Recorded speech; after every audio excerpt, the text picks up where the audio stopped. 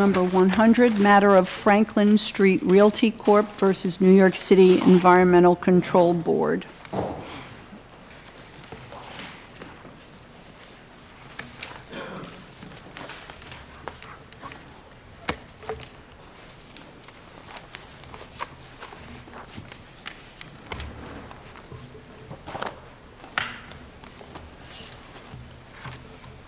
Thank you.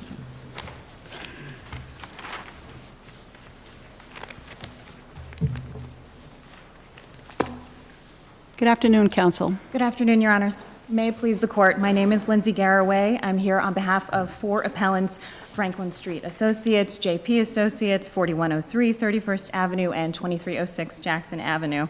I respectfully request 2 minutes for rebuttal. Thank you. Your Honors, in defining outdoor advertising company, New York City Council never envisioned finding a small business owner like John Chiffone in the amount of $380,000 for this. Where do we find support for that in the text? Actually, What language do I need to look at to come to that conclusion?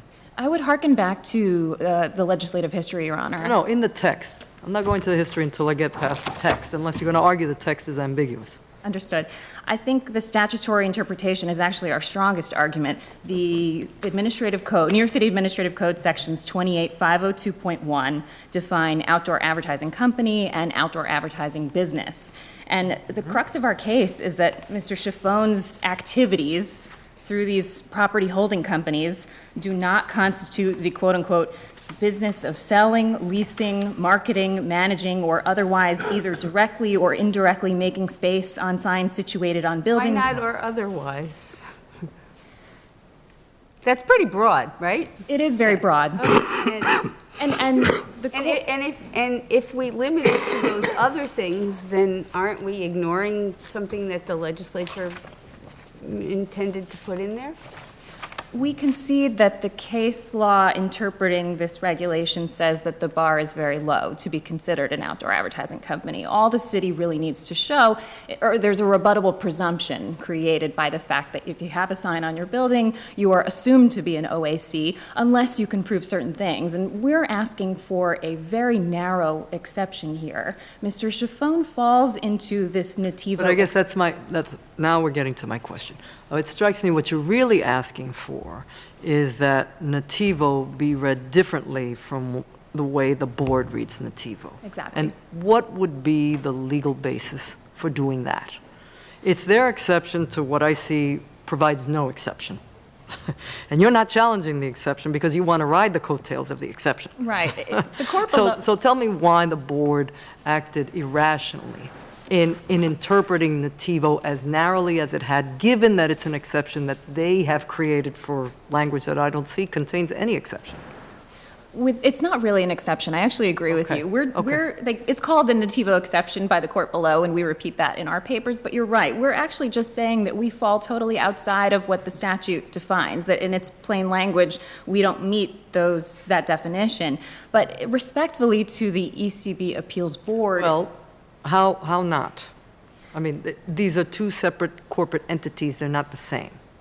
They are not the same, but the activities that they are engaged in fall short of any of the examples, even the cases that are cited to by the ECB Appeals Board, and there are only a few of them. The facts are radically different than our case. In all of those examples, there is... Well, isn't it really whether or not there's a rational basis as a public policy matter to distinguish sole ownership? You have sole ownership by an individual, you have sole ownership by a corporation partner, well, not a partnership, but a corporation. But what would be the rationalization if sole ownership is a criteria for someone who's not engaged in the regular course of business of conducting an outdoor advertising company? Then what's the public policy basis to distinguish between them in the law? Isn't that what you're saying, that it's essentially irrational for that reason? There's no principled basis to make that distinction. Yes, exactly. It lacks rationality and also serves no purpose. Well, what about just the enforceability? Because it seems to me that if you look at the history of all of this, the very purpose of these regulations or this code was to make it easier to enforce the sign regulations. So if, as I understand it, and as it's been argued, if the board wants to go find out who owns a piece of property, they can go to public records and it tells them, right? And if it's an individual, then that's pretty clear. Now, if we're going to say that the way they interpret the regulation requires them to apply nativo when the owner of record is a corporation, then what do they have to do to figure out whether it's the same person or it's not the same? I mean, this isn't a question of, would you agree that it would be an easier question if Schiavone PC owned the building and also was the subject of the signs? I don't agree with that respectfully, nor could Schiavone PC. Why not? Because if the city's goal is transparency, and that would be a rational objective, if they were saying, well, if we could see who the individual owner was and we can see who owns the business or the company that's being promoted by the sign, that would be some sort of rational connection, but they're not even saying that. If you look, But you didn't put anything in the record at all saying that Schiavone was the sole owner of the corporation, did you? Judge, I see that Corp Counsel challenges that factual issue in their papers, but respectfully, it was not challenged at the hearing at ECB. But I'm asking if you put anything in. I did not, because we feel it's unpreserved. We feel that Isn't it your burden? I- Isn't it your burden to show he's the sole owner? We believe that because the hearing judge accepted that fact, the hearing judge took that, his testimony and the documentation that he did submit, he said that was sufficient and accepted that fact as true, and it was not questioned. It doesn't even appear as an issue in the. So you're saying the hearing court accepted as true that he was the sole owner of the corporation? That's right. I see. That's right. It's not preserved to be challenged, although. The board didn't find otherwise. The board did not mention that issue at all, meaning it wasn't preserved. It's too late to be raising it at the appellate division level. Well, the analysis for the board, it's not relevant to them in many ways. I'll say something else about that point. Even if you are unsatisfied with the issue that the proof that he's the sole owner, it's very similar to the ECB appeals case Eileen Halvatsis, where the husband and wife co-owned the property, and Eileen Halvatsis was the respondent named on the violations. They co-owned the property together, but the sign promoted the husband's real estate business. But they were co-owners, right? This is a little bit different. I mean, and that fact, or not fact, is in the appellate division decision, isn't it? That the spouse was the principal of one of these companies? Where did they get that from? I think because Corp Counsel raised it in their papers and tried to make an issue of it later, they addressed it, but we maintain our position that it's not preserved, and that's a factual, the issue is moot. One of the things I struggle with in this case is that I mentioned to you before that the weakness in the majority opinion below argument is the rational basis analysis, that there's a principal distinction between two types of sole ownership. But it seems the weakness in the dissent's argument is that the corporation is not merely a form. There are specific tax benefits and liability benefits that someone gets by the creation of a distinct corporate entity.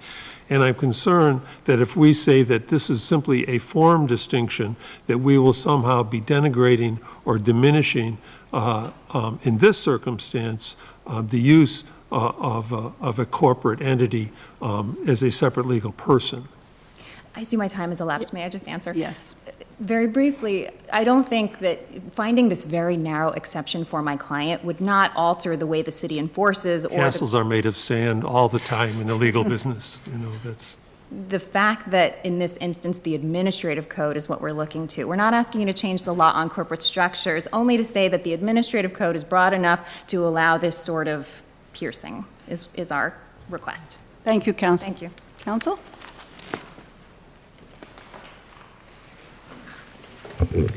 May it please the court, Barbara Graves Pollard for respondents. Counsel, is there a meaningful difference between Nativo and this case? Absolutely. These proceedings are only superficially similar to what happened in the Nativo case. For one thing, Mr. Schiavone is no Joseph Nativo. He does not own any property at issue in these proceedings. Mr. Schiavone also doesn't owe New York City $1 in connection with any of the violations. And in the Nativo case, Mr. Nativo actually paid several $1,000s out of his own pocket because it was his property. But I think Your Honor's question, the most important answer to your question, is that the entire enforcement system is one based on premises-based liability. DOB employs any number of inspectors who go out to a physical location, and in the case of the outdoor advertising laws, they look at a number of things at that site. They look at the decals, if a sign is up, is this a sign for an accessory use, something that's on premises? Is there a decal for a licensed sign hanger? All of the things that were noted in the violations. And that inspector reasonably and rationally and properly assumes that if you own property, you're responsible for the conditions at your property. Now, what petitioners are asking for is a total rewrite of that system, and actually a rewrite of the administrative code, which contains absolutely no Nativo exception. And even if it did, it wouldn't apply to petitioners. This is a basic question. This is a statute, right, not a regulation? Well, what we're talking about now is absolutely the administrative code. The regulation simply restates the language. Restates. So there can't be an exception carved out by the agency to what's in the code, right? I mean, and last I looked, the agency couldn't make an exception to a statute. Correct. So it seems to me Nativo is an application of the term, right? It's the agency's interpretation. And one question we have is that, you know, we look at the statute, do we agree that that's a reasonable reading of others or the terminology in the statute? I think the other argument really with Nativo is you are applying the statute in this way. And you've been going along applying it in Nativo and the other cases that are cited in the papers. And is that rational? Is it rational to say here yes, here no? And that, I think, is something of a more interesting issue. So, again, we are not asking for this court to defer to ECB's expertise in enforcement or even to defer to the same facts that were discussed in Right, but have you been applying the statute irrationally by saying to Nativo you're not and saying here and in other cases you are? Absolutely not, because again, Nativo wasn't simply about the fact that Mr. Nativo owned the property, which But within the statute, then you're saying the use of the corporate form is a creation of an other, therefore it's not covered, clearly, unequivocally, and you have no obligation to check and see if they're the same person. Correct, but also, I wonder about that lack of an obligation to check and see if you don't have the same person, because let's say it was a chronic absentee landlord, you would look, if you're an inspector, a city inspector, you look behind the form to find out if it's the same person, to track them down to see if there's a network of slum landlords, for instance. It's done all the time.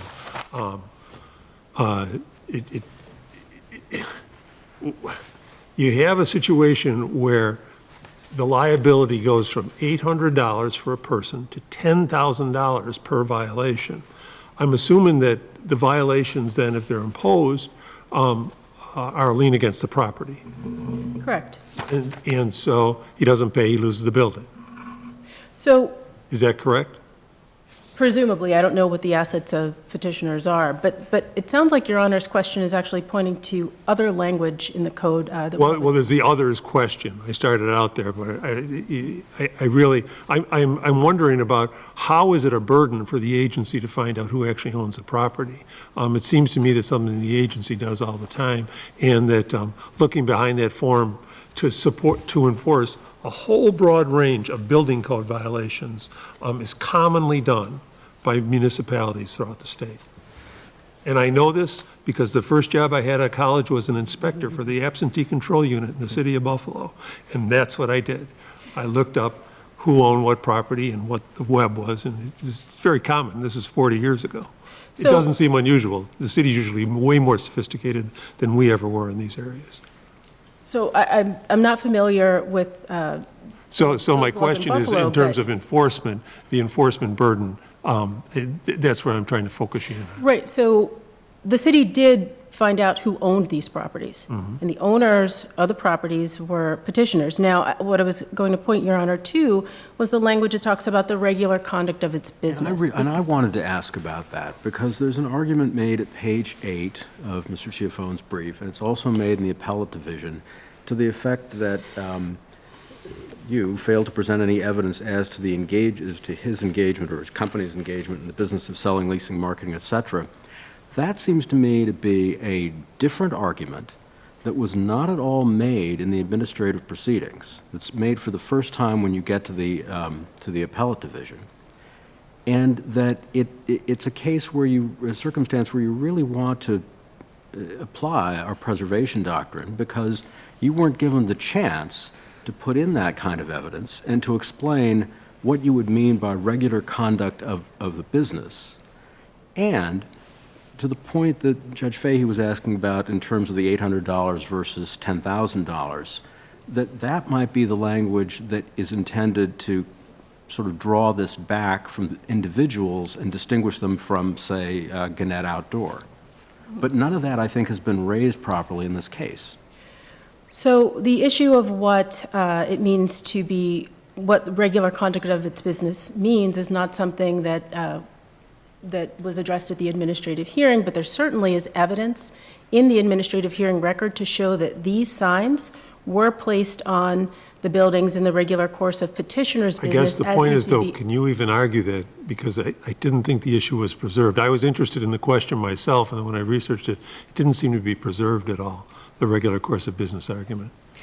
I just want to make sure that I'm understanding how your honors are understanding regular course of business, because from ECB's perspective, regular course of business means that these signs were placed on the buildings in the regular course of owning and operating the buildings. It doesn't mean that the regular course of petitioner's business is advertising, but one can conceive of... That's not my question. Is that issue one that was raised in the administrative proceeding? Because I don't see it raised in the administrative proceeding. That discussion was not had in the administrative proceeding. What petitioners focused on was their unsuccessful arguments that these were accessory signs, and then the arguments based on Chapter 15 of the BCL. But I just, again, want to complete the answer to your honors, and that is that one can imagine a scenario in which, without a landowner's or a property owner's consent, some sign appears on a building. Or one can also imagine that through an act of vandalism or something, the conditions on the building changed. But what is in the administrative record here is very clear testimony by Mr. Schiaffoni that he was acting on petitioner's behalf when he placed these very prominent signs or had them placed on the buildings. And so from ECB's perspective, that amounts to petitioners placing these ads on in the regular course of their ownership and operation of their buildings. This is not some sort of anomaly or something done without their consent. And what of the evidence that once he's informed that this is a violation, the signs don't go down? I'm sorry. He doesn't remove the signs once he's informed of the violation. How does that inform the analysis you're proposing? Well, again, I think it just goes to the fact that petitioners wanted these signs on their buildings, and they left them there. On the question of fines that Your Honor also raised, petitioners could have mitigated the fines that they're facing by, I believe, 50% had they removed the signs. But we have no authority to sort of visit whether the fine shocks the conscience or anything like that. I mean, this is really just a matter of whether these are Class 1 violations or not. Correct. I'm just only raising the issue that it shows that petitioners wanted and intended for these signs to remain on the buildings for an extended Let me period. ask you this. I'm sorry. How does the fact that there's this whole provision for affiliates figure into this? And is it possible that you could have two corporations where, they're essentially affiliates, or perhaps an individual and a corporation are affiliates such that it would take you out of this Class 1 violation So here?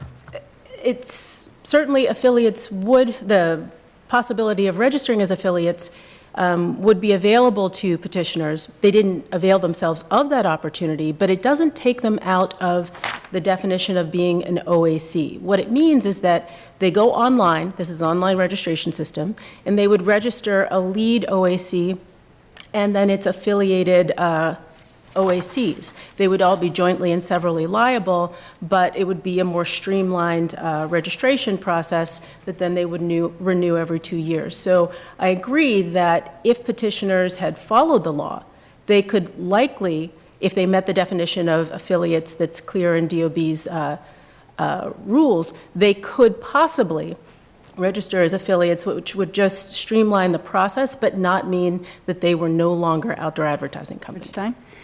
I'm not sure you answered, I think, a question that's really at the crux of this, and if you did, I apologize, I didn't hear it. The question is why it is not irrational to distinguish between the circumstances here and the circumstances in Nativo. It is not irrational because, first, petitioners are the owners of the properties, not the individual Mr. Nativo, as he was in that case, and petitioners do not allege that they have any ownership interest in the advertised entity.